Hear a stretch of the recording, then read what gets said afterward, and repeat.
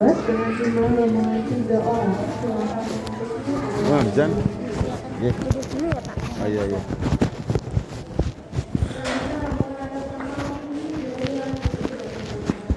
Di kawasan Museum Semedok Tegal.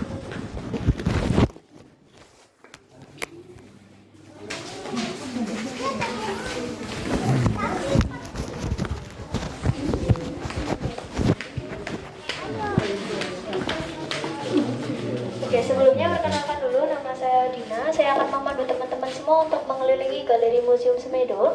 Tetapi sebelum kita masuk, ada beberapa peraturan pengunjung yang harus kita taati bersama-sama. Yang pertama, dilarang merokok di dalam maupun di area kawasan Museum Semedo. Kemudian dilarang membawa makanan dan minuman. Di sini ada yang masih membawa makanan dan minuman? Tidak ada? Kalau tidak ada, kita lanjut lagi. Kalau mau foto-foto, teman-teman boleh foto, asalkan lampu flash sama senter HP-nya bisa dimatikan. Ya, flashnya. Kemudian dilarang membawa hewan peliharaan. Adik-adiknya bawa enggak nih? Nantangin semut enggak nih? Enggak ya. Kemudian dilarang menyentuh koleksi, karena di atas itu kami mempunyai banyak koleksi. Ada patung, fosil, dan artefak. Itu mohon untuk tidak disentuh. Terutama ini adik-adiknya nggak boleh nyentuh ya. Ya, nah kalau mau nyentuh nanti di akhir sesi ada 2 fosil yang boleh kita sentuh. Selebihnya ada pertanyaan? Tanya aja mati tuh. Tidak ada? Kalau tidak ada, kita bisa langsung naik ke atas, silakan.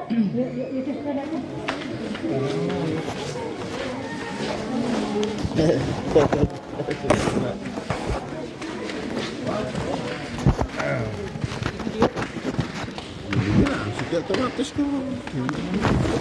Ya kan otomatis. Ada kan gitu. Iya.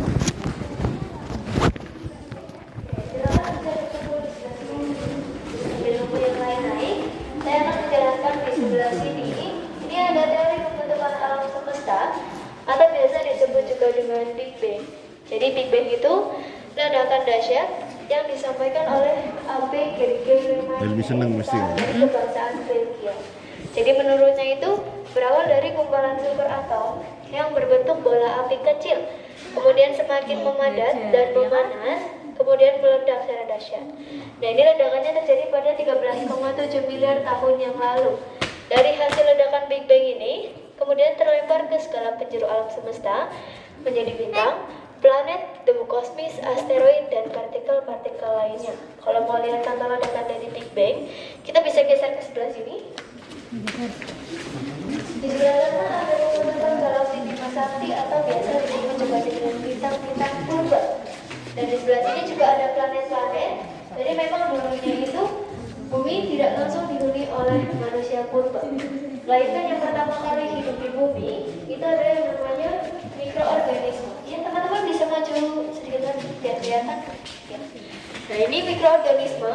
Mikroorganisme ini semacam bakteri atau plankton. Kemudian disusul lagi ada ikan.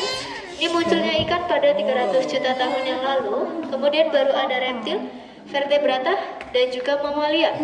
Kemudian disusul lagi ada primata, itu kera, adanya pada 60 juta tahun yang lalu. Dan baru ada muncul hominid atau manusia purba, ini pada 7 juta tahun yang lalu. Jadi memang sudah diteliti adanya manusia purba di bumi itu pada 7 juta tahun yang lalu. Seperti itu. Kita langsung menuju ke hewan purbanya. Jadi kan akan gandeng Perjalanan kunjungan ke Museum Semedo. Tuh, hewan purbanya tuh. Ini ada salah satu contoh hewan purba, teman-teman. Ya, mungkin ini mirip seperti macan, tapi ini bukan macan. Ini namanya Smilodon, atau biasa disebut juga dengan kucing purba. Dia hidupnya di zaman es, lebih tepatnya itu di kutub utara. Jadi dia tidak hidup di Indonesia karena memang tidak pada kirim salju. Ini termasuk hewan purba, spesiesnya sama seperti harimau. Nah, ini nenek moyang dari macan. Barangkali teman-teman adik-adiknya mau foto-foto dulu, silakan. Mau foto nggak? Foto. Ya, foto dulu buat dokumentasi silakan. Sini sini. Pak.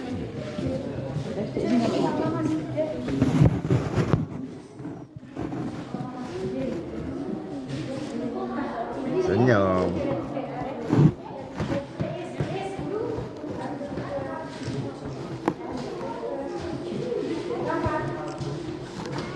Oh, foto selfie. Ya itu.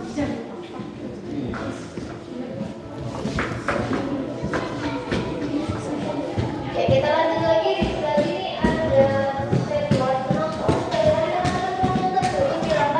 Jadi di sebelah sini itu menceritakan bahwa manusia purba itu awalnya berada di Afrika. Kemudian mereka menyebar atau bermigrasi karena bahan pokok makanan di Afrika itu sudah habis. Kira-kira nanti kita nonton bareng-bareng di sebelah sini. Nah, ini juga ada contoh dari bahan manusia. Homo erectus ini bermigrasi ketika lingkungan berubah. Perubahan lingkungan ini mempengaruhi kondisi habitat dan ketersediaan sumber makanan yang membuat mereka beradaptasi. Oleh karena itu, Homo erectus mulai meninggalkan Afrika dan mencari lingkungan yang dapat memberikan mereka sumber makanan dan habitat yang nyaman. Terdapat jalur-jalur yang teridentifikasi selama Homo erectus menyebar atau bermigrasi dari asalnya, yaitu yang pertama dari Afrika ke Eropa. Homo erectus bermigrasi dari Afrika ke Eropa ini terjadi ketika Afrika dan Eropa masih menjadi satu daratan, sekitar 1,8 juta tahun yang lalu pada masa Pleistosen bawah, serta dari Afrika ke Asia dan ke Pulau Jawa. Homo erectus bermigrasi dari Afrika melalui Asia Barat, kemudian ke Asia Timur, dan ke Indonesia. Ketika menyebar atau bermigrasi, Homo erectus tidak dengan tangan kosong, tapi mereka membawa hasil kebudayaan atau alat yang kita sebut dengan artefak. Migrasi Homo erectus ini terjadi sejak ratusan juta tahun lalu. Dan kita langsung lanjut ke kapaknya. Kapaknya juga ditemukan di sini ya. Sebelah sini. Ini ada namanya kapak penetap dan juga kapak perimbas. Kalau yang sebelah sana itu namanya kapak penetap. Dia digunakan untuk menumbuk biji-bijian dan menghaluskan serat-serat. Kalau yang sebelah sini, ini namanya kapak perimbas. Dia digunakan untuk mengolah makanan dan juga berburu. Ini temuannya asli di Semedo yang manusia purba gunakan dalam sehari-harinya, layaknya seperti alat dapur. Gitu. Nah, sebelah sini ini pisaunya mereka. Kalau yang sebelah sana itu yang buat ngulek. Jadi memang manusia purba itu belum bisa membuat alat-alat dapur itu. Nah, makanya menggunakannya dengan alami, bebatuan ataupun dengan kayu. Tuh, kalau mau lihat lebih banyak koleksi dari kami ada di lantai 2. Silakan.